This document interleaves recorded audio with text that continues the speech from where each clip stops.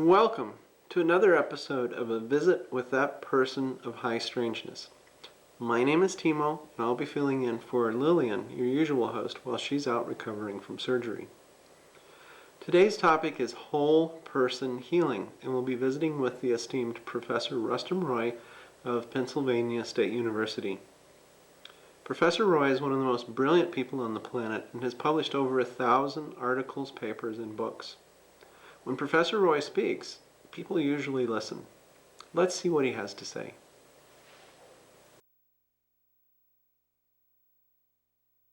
My name is Rustum Roy. Professor of Material Science. Basically, at Penn State, I have 5 professorships, 3 at Penn State, 2 at Arizona State, 1 at the University of Arizona. I was the founder and director of this lab, the Materials Research Lab of Penn State, which, as it turns out, is Penn State's best-known lab, and is also ranked the #1 lab in the world. Not by us, that's always self-serving, but by the Institute for Scientific Information. So we have built up an internationally known research lab here in materials research, which is the physics and chemistry of, from diamonds. As you look around this room, you'll find diamonds and semiconductors and ceramics and so on. So rubies, which weigh 14 pounds and so on. So that's my field, but I have spent the last 5 or 10 years researching and looking very hard at the field of what we want to call whole person healing, not alternative medicine, which is in the public called complementary and alternative medicine. So I have really studied the literature. I've written about 24 papers in the field, and we've just started to research in the area which is relevant to whole person healing. But it's in my field of material science, which is especially in the area of water. So that's my background. I started into this field because I'm a disciple of Linus Pauling. You look at his pictures on my wall, and through that to Norman Cousins, and Ivan Illich I brought to Penn State. So I have a long heritage of my mentors in the field. So I didn't slide into it, and I'm a very active scientist right now. I continue to have $500,000 a year of research money in my field of materials research. So this is not an old-tired professor who suddenly, in his dotage, turned to this area. Typically, the world calls it alternative medicine. Well, that was a start, and it was thought to be well, we are going to the doctor and getting shots and so on, and can I do something else? So it was alternative. But pretty soon, it was clear it was not medicine. If you go to a massage practitioner or a Qigong master, there's no pills being handed out, no injections being given. So to call that medicine is misleading. Then came the term which the government coined, called complementary and alternative medicine, CAM, because they said, well, it's complementary to the system. And so that has become the kind of governmentalese usage, CAM, C-A-M. And I think most of the community despises that, except as a mantra for getting money. It is really very misleading. Many of these practices are not complementary to anything. They existed long before Western medicine. The Indian system, the Ayurveda system, is, 4,000 or 5,000 years old. So is the Chinese. And so who is complementary to whom? So that was an alternative is meaningless. Furthermore, as you get into the area of spiritual healing, the whole idea of medicine becomes totally misleading. So we have coined a term, a couple of terms. There's not any rigidity to it. First one is called whole person healing. And why is that term better? In the Western medicine, they focus on the body. You get shots, you get splints, you get pills, all of which go into your body only.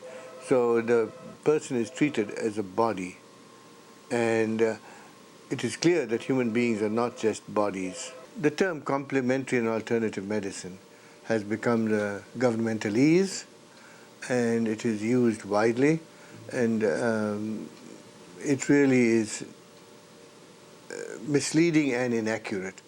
It misleads in suggesting that there's some master medicine system, which is the Western system, and everything else is complementary to it. Well, that's absurd. The others existed a lot longer and probably will way outlast the present Western system. Second is, it is not alternative, and it's so we want to abolish that. And we substitute the term whole person healing, because in Western medicine they treat pretty much only the body. And they assume that a person is a body bag, and you throw in chemicals, you put it in by an injection, or you give them little pills, and that's the way you fix people up. That is such a gross error that any fool can see that a person is a body and a mind and a spirit. So the first parting of the ways between what we advocate and traditional Western medicine is that we are body, mind, and spirit. So that's the term whole person. That's what makes up a whole person. Then we much prefer the term healing, because that's what you want. You want to be healed, not even just cured. Healing is a much more comprehensive term.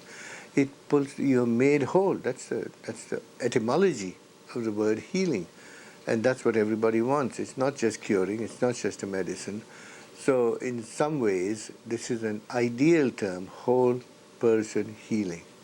Some say it's a little awkward, and we think integrative healing is not bad. It integrates. That doesn't mean one is complementary to anyone else.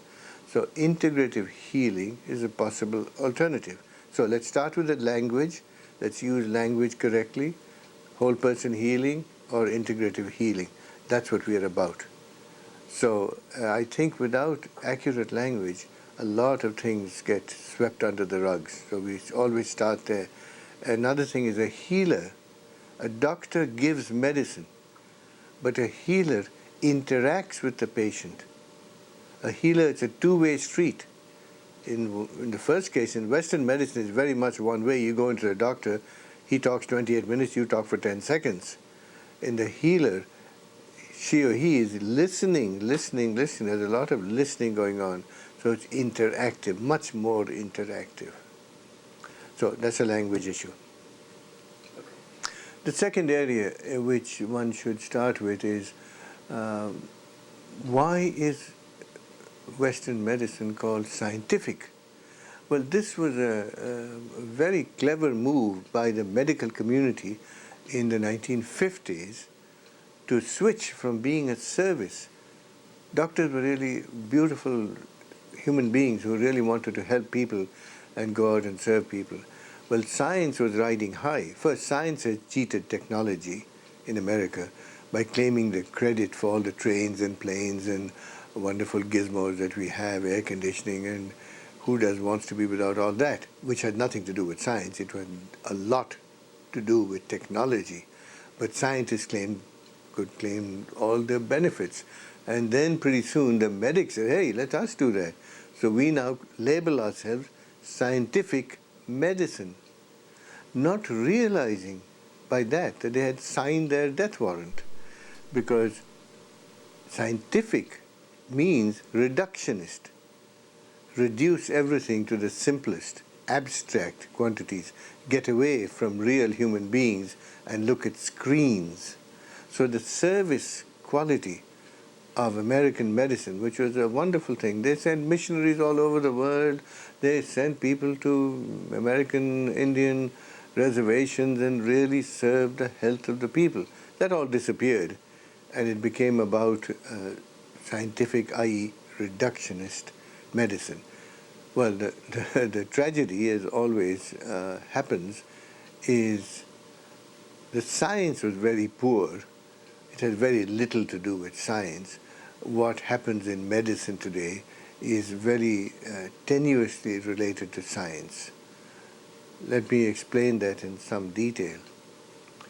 The main criterion by which a new medicine is approved by FDA is the so-called randomly controlled trials, in which they give a bunch of patients one kind of pill and the other one is the so-called placebo, and then they compare the effects and say, well, these guys did a little better, and so on. Well, in science, we never heard of such rubbish. If it doesn't work every time, Buster, it's not science. We believe in cause and effects. We believe in facts, not in explanations. We don't need to have theories. We need to have reproducible facts, reproducible facts, reproducible facts. That's all that counts in science. In fact, scientists have been wandering off into this theory-based ideas also.